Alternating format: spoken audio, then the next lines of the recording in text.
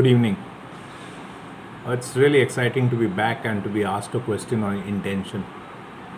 So, since I cannot make it to the function, I thought let me talk to all of you from here. So, first and foremost, thank you very much for having me on your show. So, a lot of my life has been really cut out from the word intention and the Pareto principle. I was just mentioning to some of my colleagues over lunch what I was and what I have become. And there are a couple of instances and incidents in my life that really got me to become what I am. So, once again, I'm really sorry I couldn't make it to the function, but thank you very much for having me. And my story is like this. I work in a Japanese MNC, and I have I work with brilliant engineers. I work with brilliant finance experts, and I built this team, and keeping this strong team together is something it's very taxing. But when I go back and I find intention, good intentions, always try get the best out of me. So my story is like this. I was born in Eden and came back to India as refugee from war-torn South Yemen along with my parents. We took the last flight out of Yemen to Chennai. Rest of my relatives took on flights to the US, the UK. But since we were staying very far away from the airport and there was a civil war, my dad and mom just packed up a suitcase and we left. My dad, 15 years earlier, had not only moved out of his home, his street, the district, and state, but out of the country to make a living, to support his parents and his siblings, to pay off family debt. Being a family man, he cut down his master's stint at Banaras Hindu University and left as instructed by his parents to make a living, not only for him, but back in India for his parents and his siblings. So, coming back to the 65s where I was born, and a major part of my life, what I remember, started in India. So, I was daddy's boy and I loved my dad. He was the kindest and the most soft spoken person I ever met. My father worked hard his entire life and taught me that good, responsible people work hard and work a lot for a living. I was living under this assumption that if I have to do something good, I must do something every moment. The never ending list of tasks was something I faced, and I would never rest until it was complete. That's how I started my work career. I believe that success is necessary and involves, and if you want to be successful, it involves a lot of work. So the question I ask you now is working hard the excellent way to get exceptional results? According to the 80-20 Pareto principle, the answer is no. If you look at distribution of peas within pods, ownership of capital, income from business, 80% of the effect comes from 20% of the causes, and 20% of the effect comes from 80% of the causes. What does that mean and how does it concern us? In every given living moment, every one of us is on one side of this ratio. You are doing a lot and getting very little, or you are doing little and getting a lot. I learned about this in college, but never really got interested. But ever since I heard the Pareto principle from a teacher during my management program, I thought about it for some time, but I never really understood the significance in real life. Then I fast forward my life to 2010 December, and I had a mountaineering accident, and my left ankle was to be operated upon. So I was told by the surgeon to close my calendar for the next 1 year. As I lay on that night on the hospital bed in Calicut, after the operation, I had my mind, my will, and my intention. I had a wife, two growing up girls, old parents who depended on me. I felt like the whole mountain had come tumbling on me. I remember at that time that I had a fall. I was preparing to scale greater heights. But yet, I was here in the dark hospital room, cold as ever, staring into the ceiling. But as John Lennon says, life is what happens to you while you're busy making plans.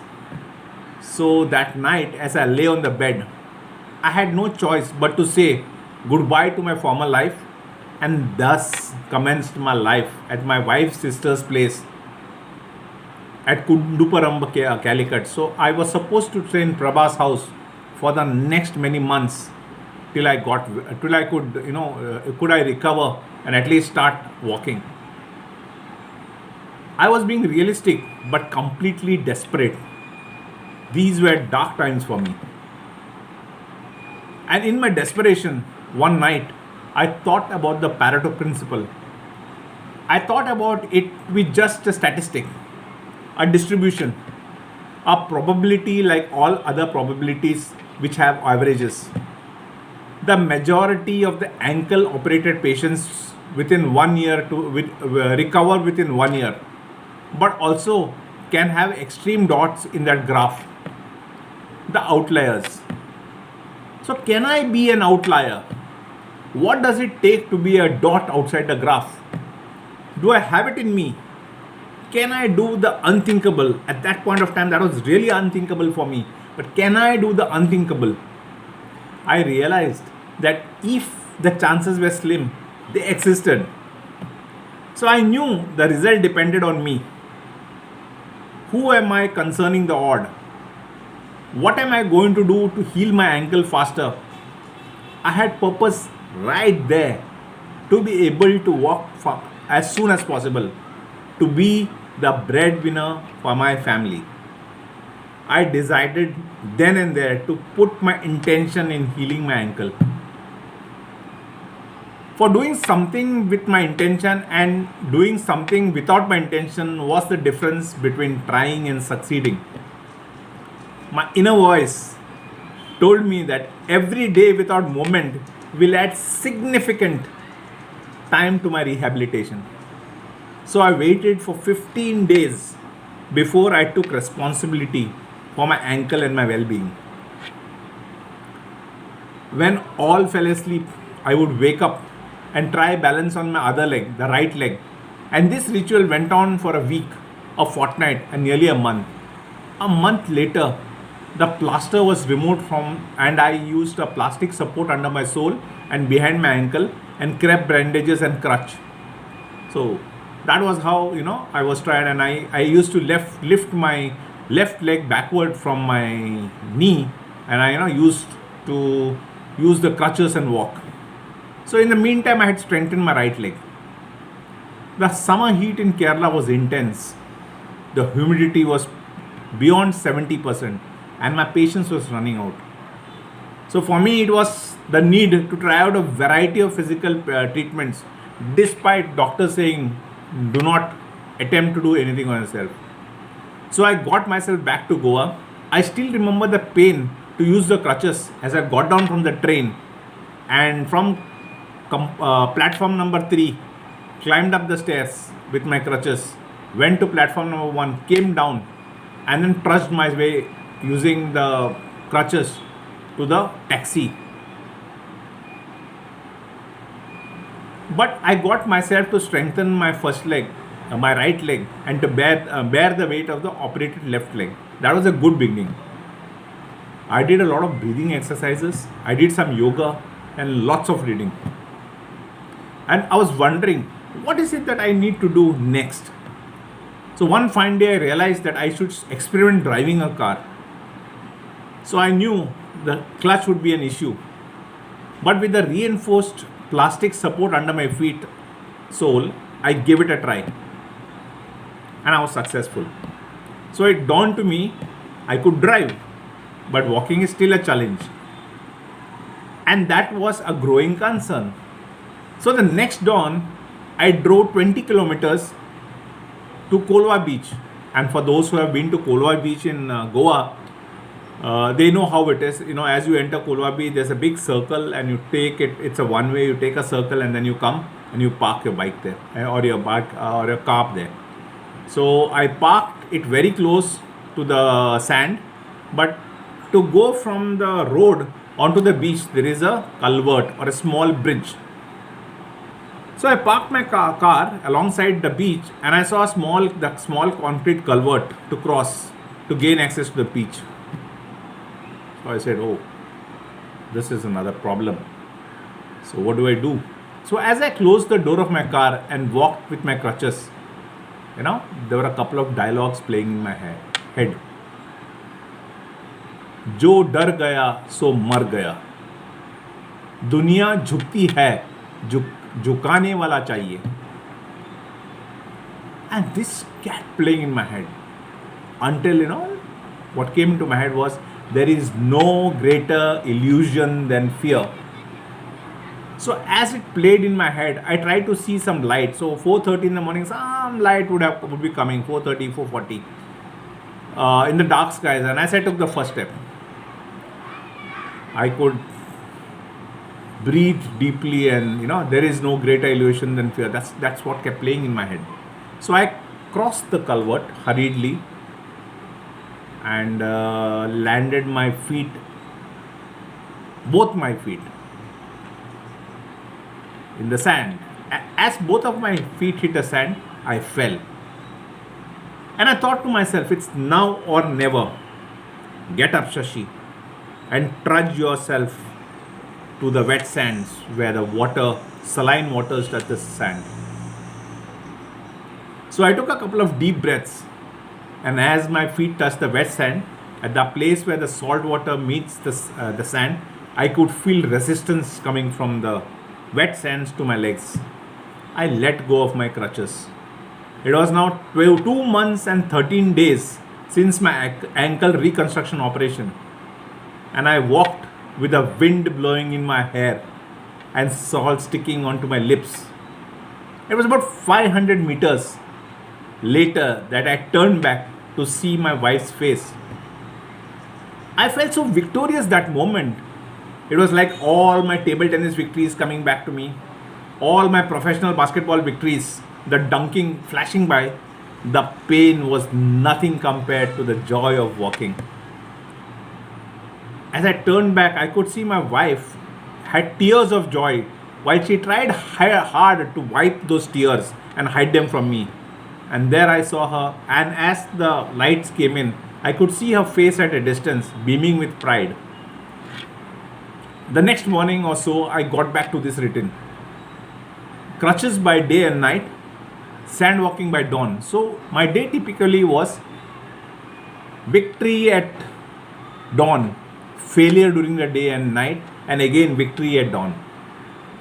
I learned a very, very important lesson that day. What happens on my inside has a huge effect on my attitude. For inside, I was an explorer, I was a dreamer, I was a chaser, I was an athlete, I was my conscious guru, and my intention determined that I get back to work in 3 months of my operation.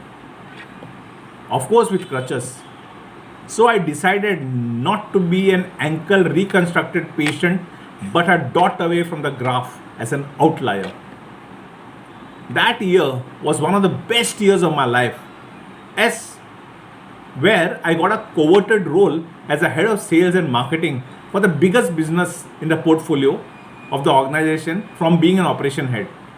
And what gave me the cutting edge was the board told me that if you had such failures and you can come back from such failures, then I think you are the right candidate for this job. Of course, I was not the right candidate from the academics part or from the performance part, but this quality of mine, my intention, and the spring back from a failure, a personal failure, was something the board valued. And personally, I felt happiness that I never felt before. We live at such breakneck speeds and connected to WhatsApp and Facebook, LinkedIn, emails, cell phones, and are expected to immediately react and be available. We have all circumstances to handle. Many times we take action in a hurry, sometimes out of fear, pain, anger, stress. We do get a lot and get very little, or we find out ourselves doing the damage, which we have to rectify later or take care later. So I still cannot run as I used to, but I can walk, I can jog, and I can cycle. I learned it is not the amount of action that determines the results, it is the quality of actions that matters. When I set my intention, I am in the present moment in my body, and I can recognize whether my action is valuable to me and the people around me or not. Sometimes taking no action is the better route to follow.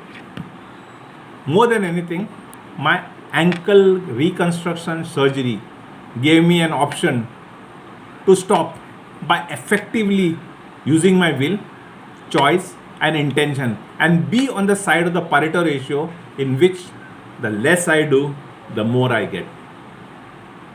Which side would you like to be on? Which side would you choose to be? Thank you for a patient listening, and thank you very much for inviting me to talk on this topic called intention. Namaste. मेरा भारत महान.